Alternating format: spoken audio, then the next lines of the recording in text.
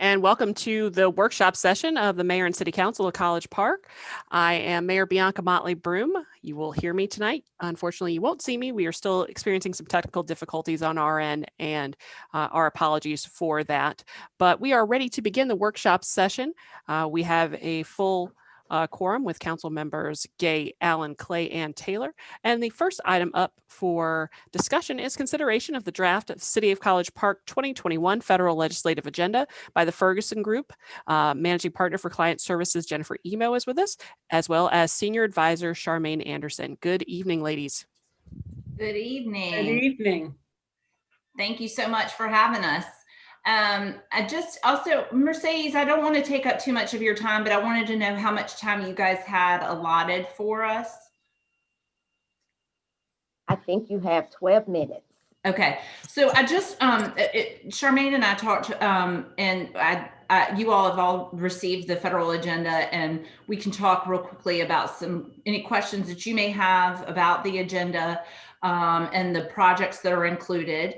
And Charmaine's going to highlight some changes, but I thought it would be good for you guys to hear from us a little bit about what to expect in the first 100 days of the Biden administration, as well as the new 117th Congress. So just wanted to give a quick overview of what we have seen thus far, what we're hearing, and how the administration and new Congress's priorities really may impact the city of College Park and your priorities. President-elect Biden's has released last week a COVID relief plan, a large COVID relief plan that does include $350 billion for state and local aid. We do not know many of the details of how that state and local aid is going to be distributed, but what we do know is that they will allow for flexible use of those funds. We continue to work with the mayor, as well as communicating to your delegation the importance of getting these COVID dollars down to the local level. I know that you all received very limited funds from the CARES Act and some of the other COVID-related bills or laws that passed last year. So we are working very hard to make sure that that COVID relief gets down to all units of local government, regardless of size. Some other things that I thought may be interesting to you that are included in that COVID bill. One is additional rental assistance for your residents. There was an emergency rental assistance program included in the last COVID relief package that I know that the mayor has been in communication with folks at the governor's office and perhaps with the county. I don't want to speak for you, Mayor, but on how to get access to those ERAP funds, the Emergency Rental Assistance Program funds. We have been in communication. Yes, you can feel free to speak for me on that one. Okay, well, good. Well, for the next COVID relief package, you're going to get their additional rental assistance, as well as energy-related assistance, whether it be through the low-income energy assistance program or similar programs, but additional funding is included there, as well as there's going to be an additional proposed additional $50 billion for COVID testing. And also, I'll back up on the housing side. There is currently a moratorium on eviction and foreclosures. If there's if it's pandemic related, one can't pay their bills. And this eviction moratorium, if the president's relief package is eventually signed into law, will be extended through September 30th of this year. One of the things I think will be interesting to you all, as you haven't received much direct aid from the federal government, is also includes $30 billion for FEMA's disaster relief fund.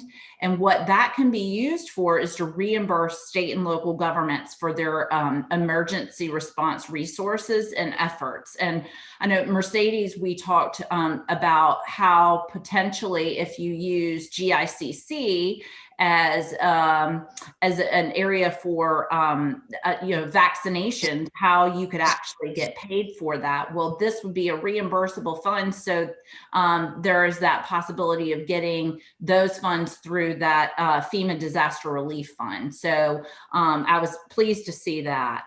Of course, in the COVID relief package, there's also additional worker and employer support, as well as $130 billion to help reopen schools, as well as help school systems with distance learning.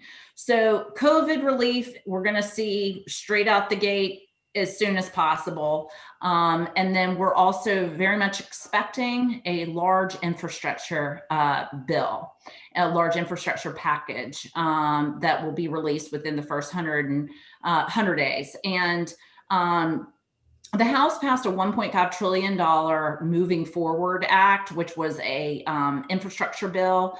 And we expect that that's going to be a template for the administration's infrastructure package.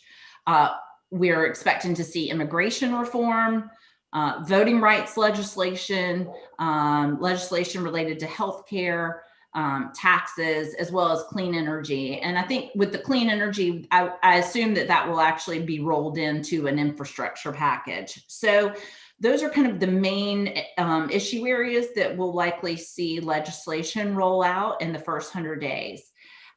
Executive actions that we can expect that in the first 10 days would be a mask mandate for wearing masks on federal property and interstate travel.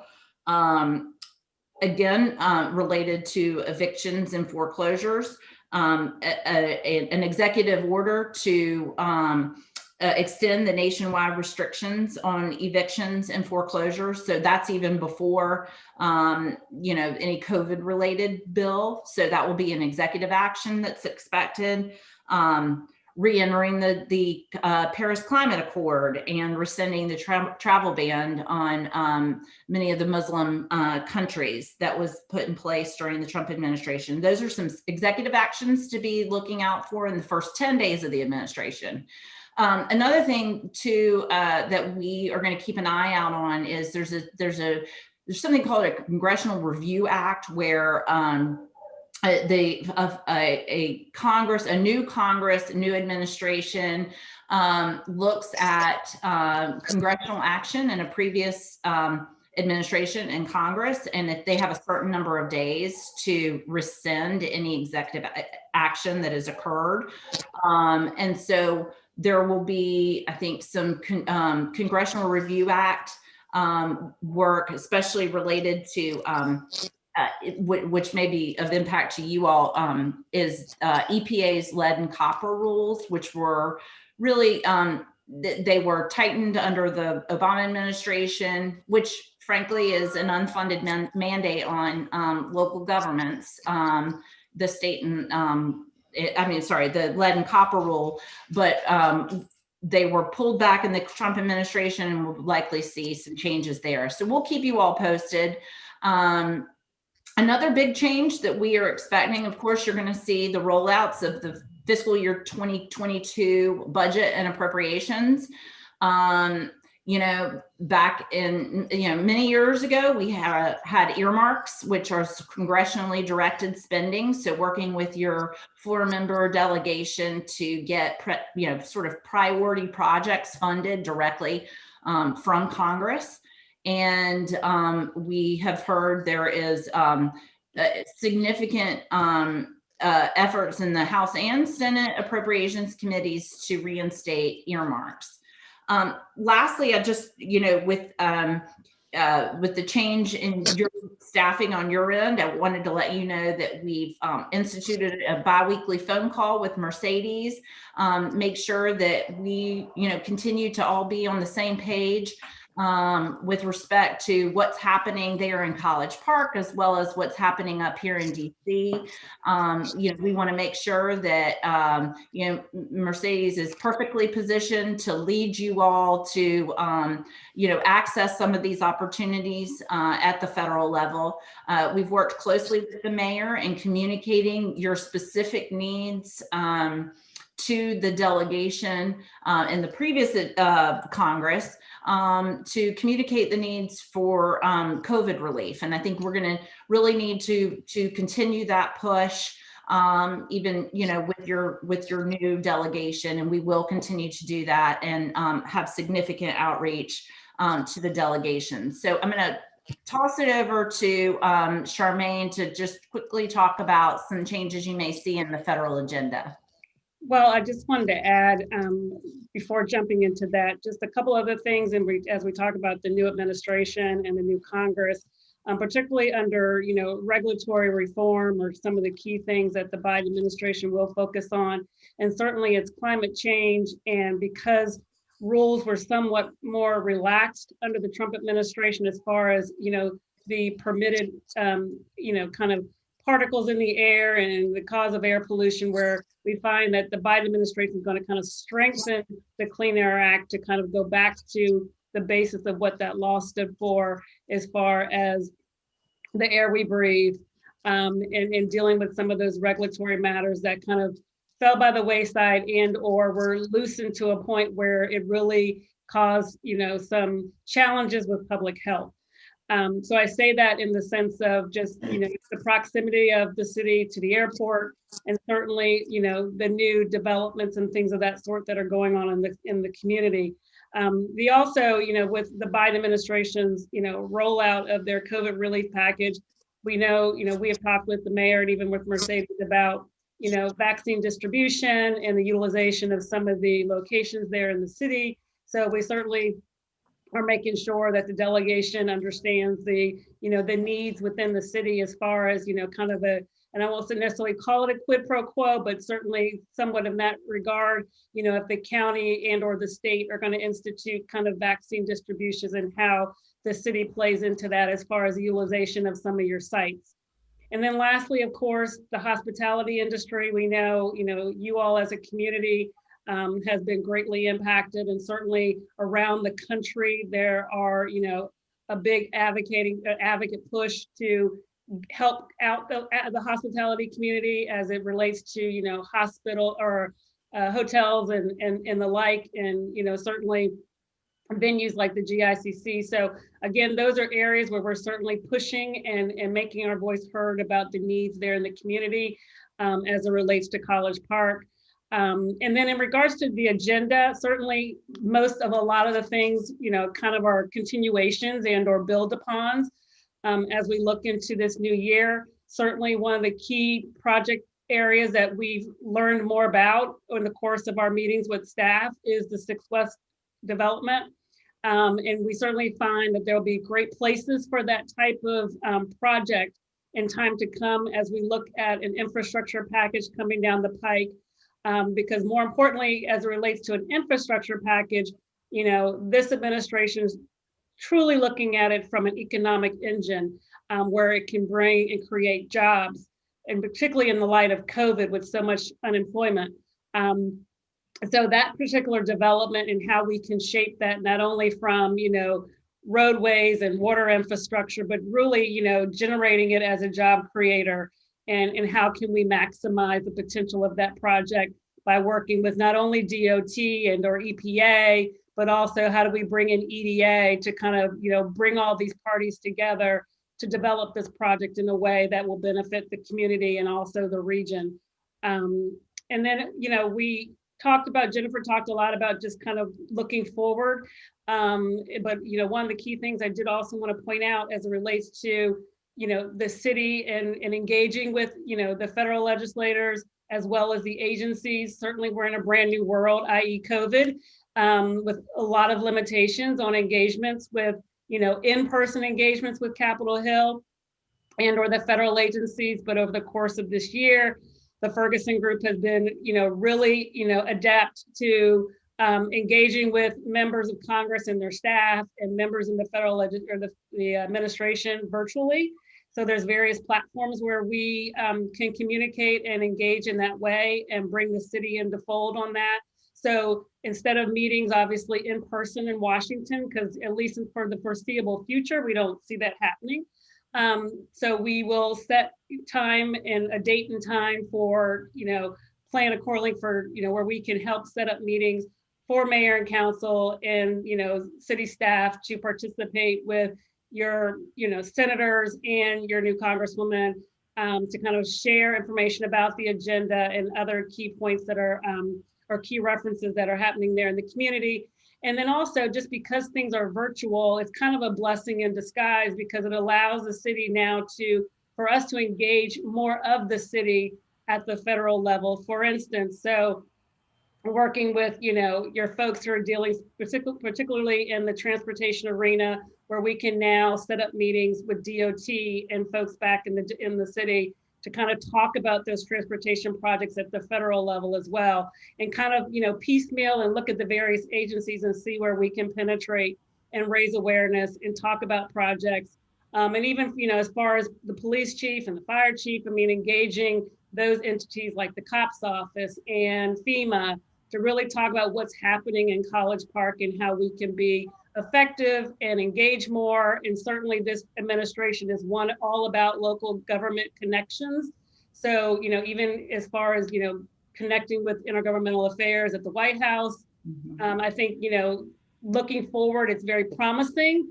Certainly this administration has a lot on their shoulders to kind of move forward in.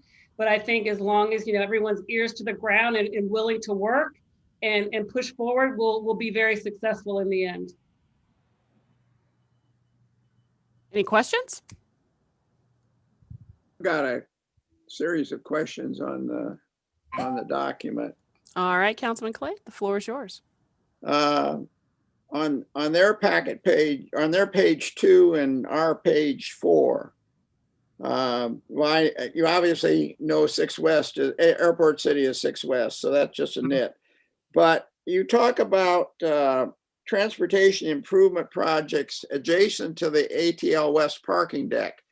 That's just not the parking deck itself. There's a whole area down Route 29, which we've renamed, at least part of it going down there, Main Street.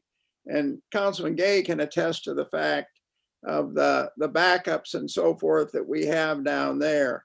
So if you're worrying about transportation in that area, it ought to be that whole of Route 29 going down to 285 and so forth. And then on the next page, with regard to the noise related issues, 2 things. Are you guys aware of the fact that the Quiet Caucus has just sent a letter to Biden with regard to appointments in the FAA, and not just the administrator, but several of the reporting divisions under the FAA that they would like them given consideration? Have you seen that letter? I've not. No, sir. Okay. Well, that's something that's going on. And the other thing is that the FAA, and guys, I've already talked to Gary about this. He's home from the hospital, and hopefully he's going to work on this a little bit. But the Federal Register just published the results of the National Environment Study, which includes noise pollution and emissions and what have you. But our main focus is on noise.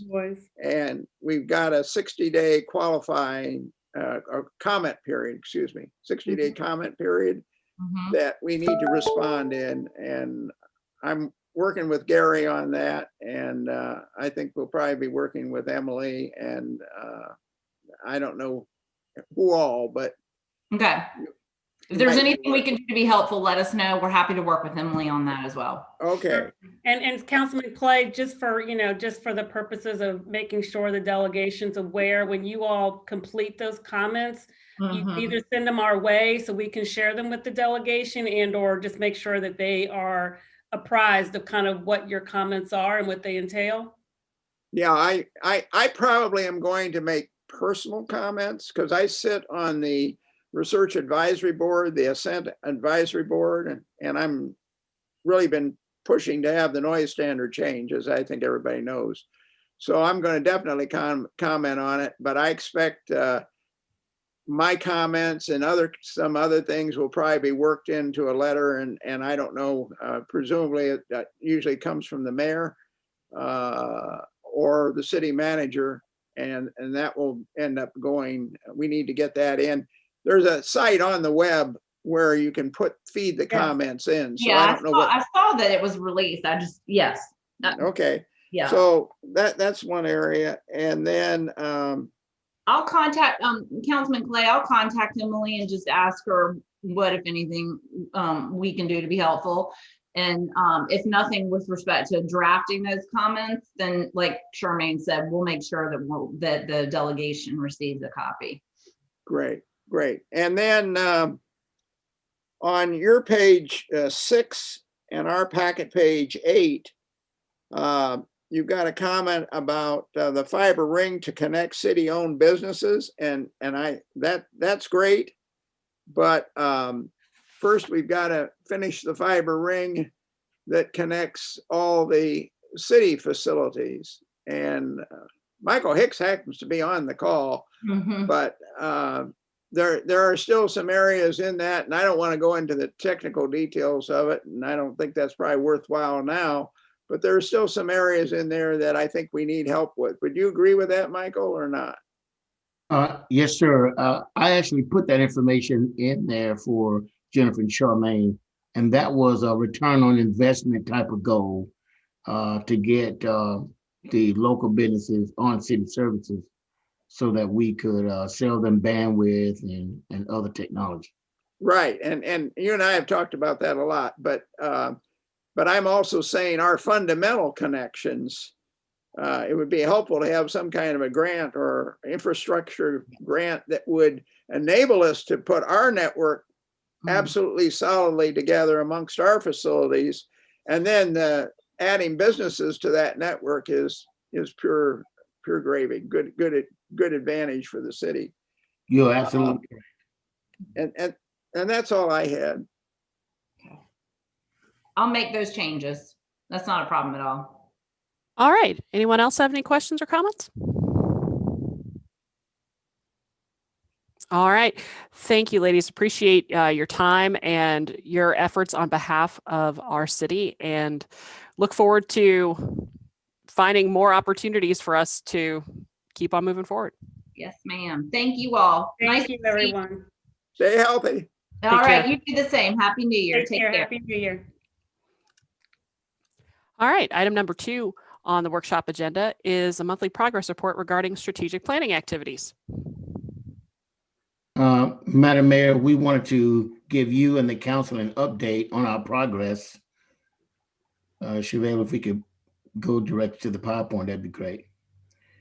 One of the things, Madam Mayor and council, we want to give you guys an update on. Now we have formulated, of course, committee chairs, and these committee chairs have now set up their meeting times for their groups. They've all bought into the charge for each of those committees. And today we're going to have a quick example of what the quality of life team is doing on their updates. We wanted to list the core values again, Mayor and Council, because this is what we talked about before.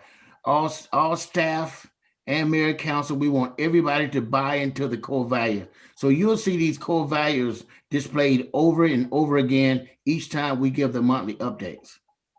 Mr. Hicks, may I just a quick question that kind of popped up when you talked about the core values. Is there a way that we can get those sort of front and center, both in City Hall, on our website? If this is what we're abiding by, if this is how we are operating, then they should be prominent for anyone who is interacting with us. Yes, yes, we could do that. And Mercedes had alluded to that before. She even talked about maybe we put it on T-shirts and some of the city's paraphernalia that we own, but we'll certainly do that. Michael, I was going to hold this question to the end, but since we started to zoom in on core values, you and I have been talking about adding into the core values some of the things that I sent to City Council a couple meetings ago with regard to some kind of a resolution or statement or what have you that has come out of the equity issues, the Black Lives Matter, et cetera, that came up over the summer. And you had made some suggestions. I think one of those suggestions was to add a core value. And I'm not sure whether I understood you correctly or not, but add a core value on equity. Was that your intent, to add another core value? No, sir. It was to expand the language. It was just to expand the language on Well, equity right now is not a core value on here. Harmony, hospitality, advancement, leadership, and professionalism. And equity and inclusion is somewhat reflected in some of the other areas.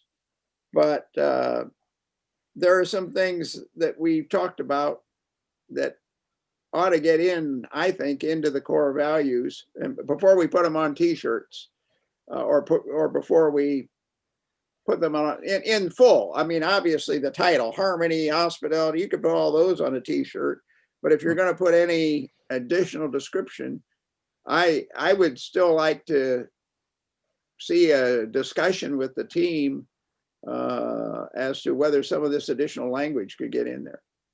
Yeah, so what I would like to do is send it to Mercedes, let Mercedes look at it, and then she will send it to you all to kind of wordsmith the language that you and I came up, you and I agree with.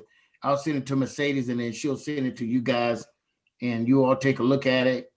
And if you all approve it, then we will put it underneath one of these core values. Okay. And Councilman Clay, we can probably put that under harmony, some kind of way, incorporate equity and inclusion under harmony.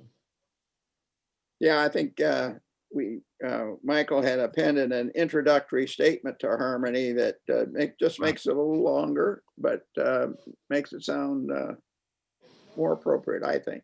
Okay, good. I'll send that along. Right. Okay. Move right along, Shavela. Thank you. You could put the core values out on the marquee out there.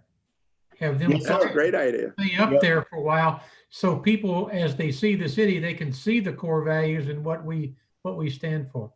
I love it. And Mayor and Council, we have certainly bought into the 5 strategic goals, and you'll see them listed also. Each month we'll be giving you an update. We want to also just make sure everybody is familiar with and everybody has bought into our 5 strategic goals. So we're going to list those again. Shavela. And what you see here are the committee chairs and the times that their groups are meeting. This is the update I wanted you all to see. For an example, we're going to make some changes under transportation and mobility, but for the other teams, we got Michelle Alexander, her meeting time. We've got Mike Mason, his meeting time, Chief Elmore and Williford, their meeting times, and Michelle Johnson and her meeting time. So each one of these committees has now set aside a meeting time for their group. And what they do is each time they meet, we're going to allow them to come before the strategic planning committee, probably maybe once a month. We're going to have the committee chairs come before us and give us an update before we put the update on the agenda. Mercedes, anything you'd like to add? Nope, you're doing good. Okay, and the charge, this is the charge, Mayor and Council, for each one of those committees. So we put the charge up there as well. And last but certainly not least, we want to give you a real life update. We've chosen Mike Mason's team. And Mike, if you're on, I'll pass the baton to you to kind of give the mayor and council an update on what your committee is doing. Thank you, Michael. Good evening, Madam Mayor, City Council. One of the outcomes that we have working with Adam Sislo is to come up with objectives to meet our strategic plan. And in the quality of life, we came up with 5 objectives. Tonight, I'm just giving you an example of one of the objectives that we will be working on. Dealing with increasing collaboration and implement initiatives to become One College Park. As you see in the listings there, the activities that we are going to implement, we have milestones as far as to track our progress with the overall strategic committee and Mike and his group. And then we have who leads, which really identifies who takes the lead, what particular department or individual that would take a lead on a particular activity. And we come up with anticipated completion dates on each of the things that are listed. So with that's just a brief example of what we'll be working on. Mike, one question on that. Sir. When I go down to the second row from the bottom, the health initiative, that's a great project. And I see fire department and recreation and culture have responsibility. The only thing that struck me was why October 25? That seems to me, that's something that. No, go ahead. I'm sorry, Councilman. It just seems that that's something that we could get installed. I mean, there'll always be improvements to it, but I would hope that we could get something on a regular basis in a year or two.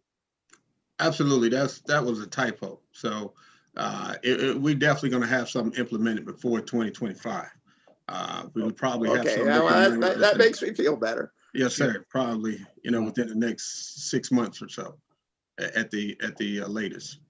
Yeah. Right. All right. Thanks, Mike. But Mayor and Council, what we really wanted you all to see is the progress that we're making.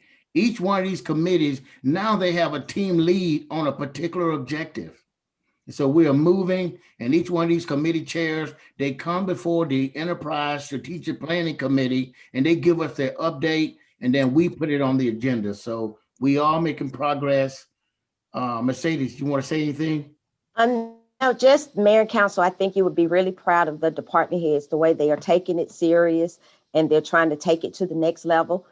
So the strategic plan was a great idea, having Adam to kind of create the pathway. And they kind of take the ball and ran with it. So I'm very proud of the team to be working with the team and the progress that we're making on this. I think it also brings the city workers and the city departments together, working together a lot more, seeing what others do, getting other people's idea, and just the camaraderie, I think, is very good. Yes. So I'm very proud of it. Well, I like the visibility about it. Everybody, not just us, not the citizens can see it in this meeting. The employees, as you said, Councilman Allen, they get to know what everybody else is doing, and they get to work together on this. And my experience in management is that visibility is key. If you can make things visible to everybody, well, like tonight, I brought up the fact that there was a typo on the goals. So I'm very pleased with what's going on. I think you guys are doing a great job. Great. Thank you. And this becomes this continues to be a living, changing plan. And I think that's the important part, that this doesn't sit on a shelf. Right. Mr. Hicks, is there anything that you need from us to further support the strategic planning team? Yes, the Strategic Planning Committee talked about, we wanted to make sure that you all were really familiar with all of the core values and all of the strategic goals. So as a committee, we're trying to talk about and devise a plan that we could bring this back to you all to make sure that you all are familiar with all of the goals and all of the core values. So I think it would be good if you made a plaque or just took a piece of paper and put it in a frame and put it in each of the council person's office to sit behind their desk. So when somebody comes in, when all the COVID breaks and people start coming into the office and they come into each councilman's office, they see that core value and they see it in each one of the offices. I know I would love to have one in my office. Oh, I'm gonna take it a step further. We need one in every department. I agree. Like it needs to be seen everywhere. And perhaps a little bit down the road, we start recognizing employees for employing those core values, for epitomizing those core values. Whether it's on a monthly basis or whatever anyone sees fit. Just a thought. And we'll get HR involved so that they can create a program for the employees that abide by the core values. I think that's a great morale booster. Mm-hmm. And last and certainly not least, you'll see a different committee chair next month giving an update. Thanks a lot. Great. Very Thank good. you. Thank you. All right. Does anyone else have anything? Nope. If not, we'll see you in 54 minutes. Oh my gosh. I know. Excellent. What are you going to do with all that time, Councilman Allen? Dinner, I guess. All right, that'll work. We'll see you at 7:30. Thanks, everybody. Thank you. Bye. Good job, Mike.